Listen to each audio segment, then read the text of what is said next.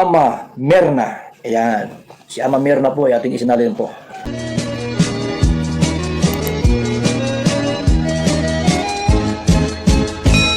Hello, good morning! Narito po muli tayo para magbigay po ng konting opinion at konting kuro-kuro, konting reaction dito sa napanood ko po sa isang video ni Kuya Val Santos Matubang. Nagulat pa ako mga kalingap dahil nung napanood ko ito ay hindi ko akalain na meron palang ganitong pangyayari sa mga tinutulungan ni Kuya Val. Maging si Kuya Val ay nagulat din dito. Ang aking tinatalakay ay yung tungkol sa dalawang asawa sa iisang bubong. Panoorin po ninyo yung video ni Kuya Val para maintindihan po ninyo kung ano nga po ba yung nangyari sa dalawang ito, sa dalawang babae na isa lang yung asawa nila at sila ay magkakasama sa loob ng isang bahay. Doon sa bahay na ibinigay sa kanila ni Kuya Val. Panoorin po muna natin ito. Hoy, kailan ka mga anak? December po. Lagyan ang tiyan mo. Ang sabi mo, Kuya Val, isama ko yung aking kapatid na lalaki. Sabi ko, okay, walang problema. Hindi ko sinabing buntisan niya ito. Oo nga po. Ha? Sinabi ko bang buntisan niya ito? Hindi po. O bakit yan lang? Isang tanong, isang sagot. Niligawan ka, hindi? Niligawan po. Oh, very good. Yan tamang sagot. Paano ito pala? Di ba, ate? Ikaw bang ina niyan? Ba't mo pinabayaan niya na ligawan ng... Yung tanong si Danilo, ate? Juan? Ha? 34. Yan ang asawa ni Danilo? Asawa ka ni Danilo? O, itong tunay na asawa ni Danilo? Di ba? Ito ang pangalawa. Kumbaga po yung nasa Paracalo. Bakit ka pumayag na ang asawa mong tunay ay ano yan? Ay, hindi ko naman po alam kasi nga po nag-uwi ako sa amin. Nung pag-uwi ko po sa amin, yun na po. Ilang Ngayon, araw lang po. May kinakasama Isang na po tanong, siya. isang sagot. Payag ka ba na kayong dalawa dyan, dito, at si Danilo nasa gitna? Payag ka, dalawa kayo dyan, babae. Oo, hindi. Hindi sana po kaso nga po dahil lang po yung kay Tutoy kaya ako nahandan. Wala man kung sabi maraming sagot. Oo, hindi. Isang lalaki, dalawa kayo, payag ka. Oo, hindi. Hindi po. Hindi. O hindi siya papayag. Yan lang gusto ko marinig. Ikaw, sa the original, hindi mo alam na si Danilo may asawa? Alam mo? Nay! Ano man ang naramdaman mo, ilabas mo ngayon. Kung gusto mong magwala, kunin mo itakdawan. Nagtawa. Ilabas mo ang iyong saloobin. Gusto mag-eskwela. Ngayon, buntis. Okay lang? Mag-alaga ka niyan. Paano ka rin makapag-aral niyan? Gusto mo ipalaga ko sa asawa ni Danilo. Te! Gusto mong alagaan mo to? Yung anak ni Danilo? Ha? Hindi po. Hindi po. Bakit? Ba't kasi pumayag na yung asawa mo, iiwan mo rito mag-isa? Kasi nga po dito siya po nagtatrabaho. Ang asikaso. Bakit ka po hindi sumama dito noon? Ay sabi nga po nung naandito po ako, bawal daw po ako naandito kasi daw po magagalit daw po kayo. Kaya pinauwi po ako sa amin. Bakit ako magagalit? Ay, ewan ko Ito lang po. yung kapitbahay, tinira, hindi ikaw tinira. Ha? Eh, ewan ko po. Yun po ang takot po sa akin ni Danilo. Gusto ko nga sana po nun dyan, yung kajuan.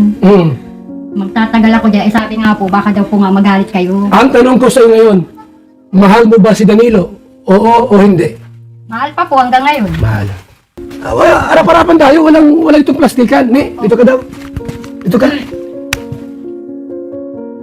Niligawan ka. Tanong, Opo. mahal mo si Danilo o hindi? Opo. Mahal. Hangalingap sa isang lalaki po, may dalawang babaeng nagmamahalan. Siguro pogi ito.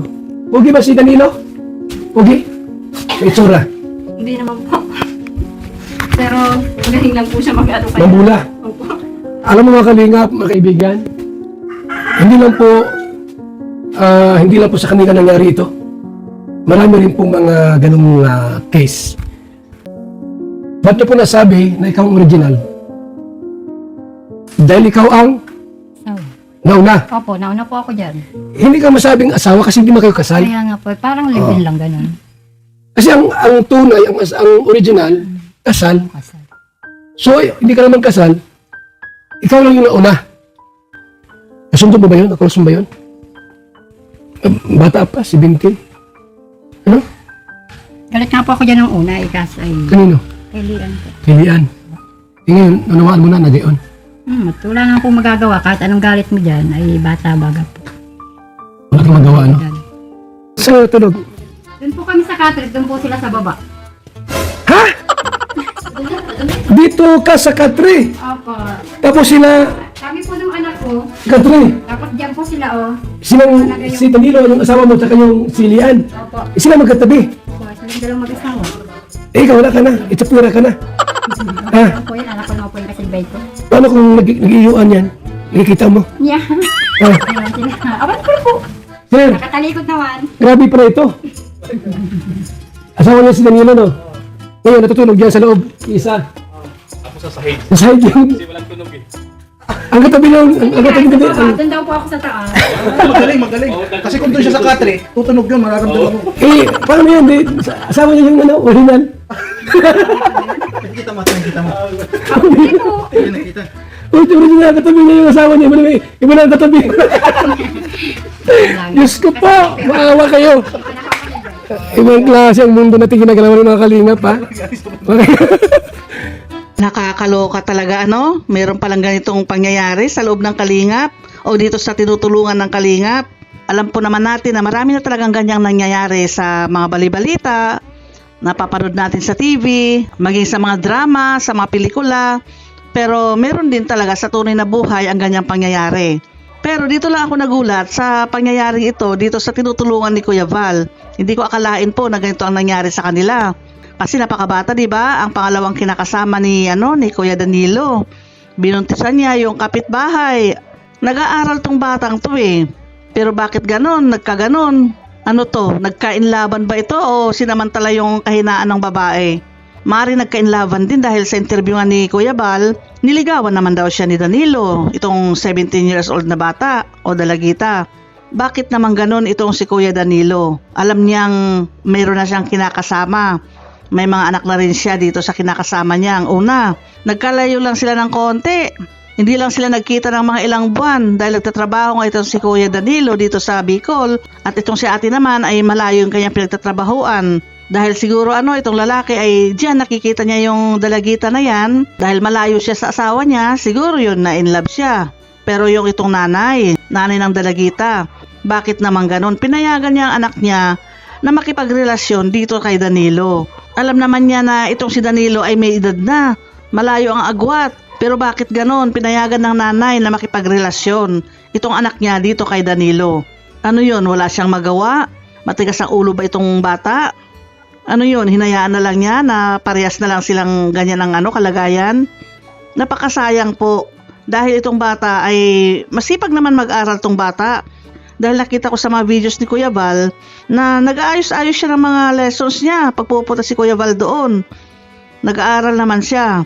Sinayang niya yung pagkakataon na makatapos sana siya para sa ganon magkaroon siya ng magandang kinabukasan. Siya ang mag-aahon sa pamilya niya sa kahirapan. Kasi ngayon nga walang inaasahan sila kundi yung ayuda lang na binibigay ni Kuya Val sa kanila. O maaari ding sabihin natin na itong bata ay dahil sa kahirapan din ay pinatulan na rin niya talaga itong si Danilo dahil siyempre si Danilo may trabaho, namamasukan, di ba? May sweldo yan, kaya nasilaw ba siya? Tumingin ba siya na si Danilo ay may pera, ganon, dahil sa kakapusan, pinatulan na lang niya si Danilo.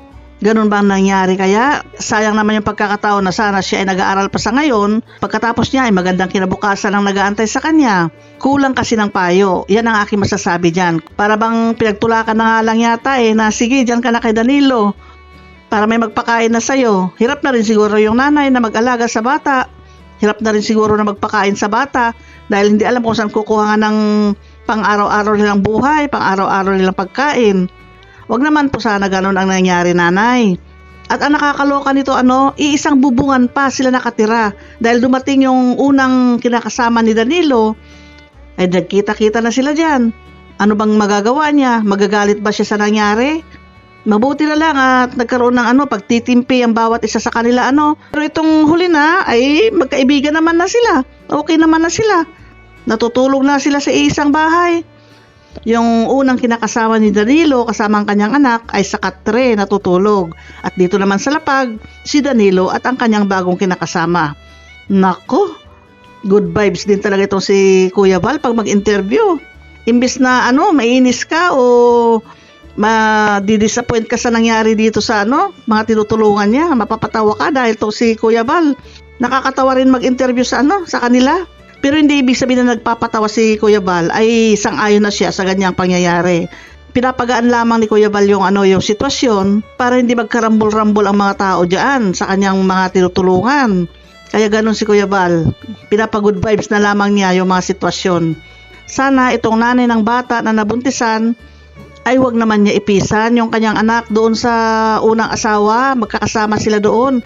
Sana wag naman ganon. May bahay naman sila, may sariling bahay. Sila nanay, doon na lang sana sila. Itong si Danilo, ayusin niya yung problema niya. Wag ganyan. Hindi maayos yung ginagawa mo, Danilo, na pinagpipisan mo sa isang bubungan niyang dalawa mong kinakasama. Ayusin mo yung buhay mo, ha. Ihiwalay mo yung isa para sa ganon hindi magpang-abot. Lalo na paggabi na natutulog kayo, baka mapasukan ng masamang espiritu ang isa at may gagawin sa inyo. Huwag naman sana. Okay, hanggang dito na lamang po aking masasabi. Salamat muli sa inyong panonood. Hanggang sa muli. Bye-bye!